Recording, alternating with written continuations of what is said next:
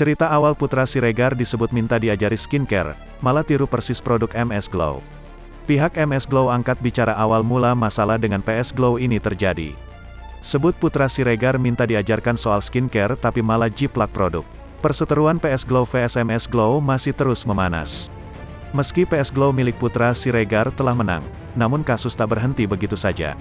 Kali ini, pihak MS Glow angkat bicara perihal awal mula masalah ini terjadi.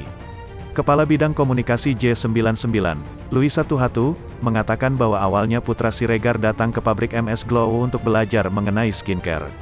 Sebetulnya kalau boleh cerita masa lalu, PS, Putra Siregar, itu datang untuk belajar mengenai skincare dari MS Glow, kata Luisa, dilansir Tribun Style dari YouTube populer Seleb pada Rabu, tanggal 20 Juli tahun 2022. Saat itu, pihak MS Glow mengklaim telah menjelaskan secara rinci pada Putra Siregar. Namun setelah diberikan ilmu tersebut, Putra Siregar justru membuat produk yang sama persis dengan MS Glow.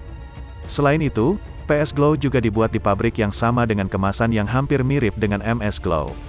Diberilah penjelasan, dibuka semuanya karena baik hati, ternyata dia membuat yang sama. Tadinya setelah diajarin bikin skincare lain, ternyata membuat yang sama persis.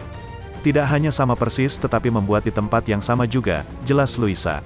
Sejak saat itu, MS Glow merasa merek skincare mereka dijiplak oleh PS Glow.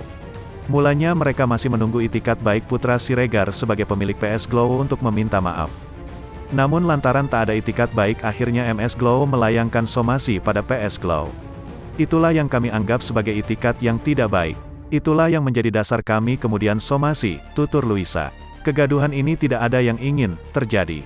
Jadi terpaksa kami harus meluruskannya, pungkasnya.